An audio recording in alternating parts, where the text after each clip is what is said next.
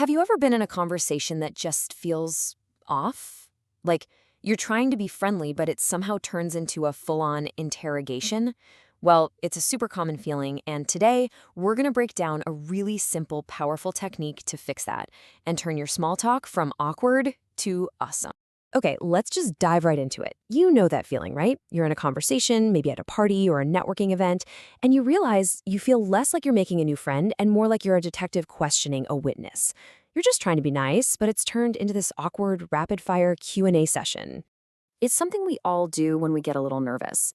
We default to what I like to call the question avalanche. We just start firing off one question after another. And this does two things, both of them bad. First, it puts a ton of pressure on the other person. And second, it creates this panic inside our own heads where we're just scrambling thinking, oh no, what am I going to ask next? But what if there was a simple, really memorable trick that could just fix this? A way to shift gears from interviewing someone to actually building a real, genuine connection. Well, there is. It's called the statement question sandwich. And honestly, this is about to become your new secret weapon for small talk. It is so simple, but it is so effective. So here's how it works. It's just a little two-part structure. All you have to do is make a brief statement, just share a tiny piece of information about yourself right before you ask your question. That's it. A statement first, and then the question. But why? Why does this one little change work so well? What's the big deal? Well, let's get into the psychology behind it, because it's actually pretty fascinating. Think of it this way. A good conversation is like building a Lego tower together. If you just stand there asking your friend for bricks, give me a blue one, give me a red one, you're not really building, are you? You have to contribute. You have to put a block down yourself before you ask for one. Give a block, then ask for a block. It makes it a team effort. Or here's another way to think about it. It's basically a buy one, get one free deal for information.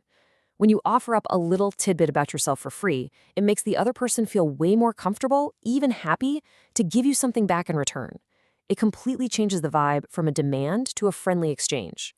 And this is the most important part, really. Your statement, that first little piece you share, it creates a foundation of trust. It's a small act of vulnerability that signals to the other person, hey, it's safe to open up here. You're basically leading by example. Okay, so we get the why. Now let's talk about the how. How do we actually put this thing into practice? Well, we've got 3 easy modes you can use to start mastering the statement question sandwich right away. Yep, we've pretty much gamified it for you. You can start on easy mode, and then as you get more comfortable, you can level up to medium and challenge modes. This makes it so much easier to practice and build your skills in any situation.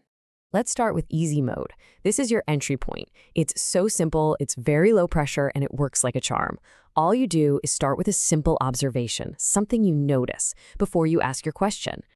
So look at this example. Instead of just, where'd you get that sticker, which feels a bit abrupt, you start with, that's a cool laptop sticker. That first part, that little statement, makes the question that follows feel so much more genuine. It's not a line from a script, it's a real in-the-moment thought. All right, ready to level up? Welcome to medium mode. This is all about building on what the other person gives you.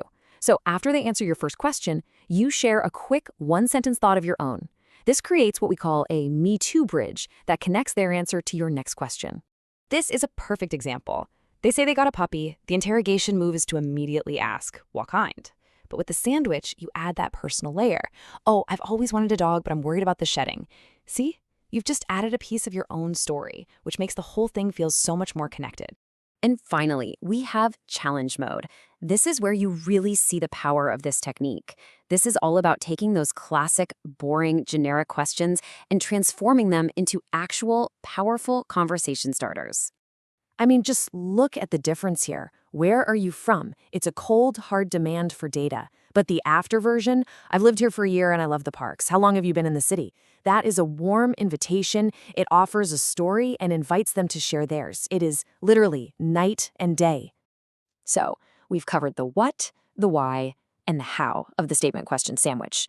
We've given you the tools. So your mission, should you choose to accept it, is to take this out into the world and actually use it. If you only remember one thing from all of this, let it be this simple idea. A conversation is not an interview, it's a collaboration. Give a block, then ask for a block. Share a little something, then ask for a little something. It's that simple rhythm that builds real connection. So that's the final thought.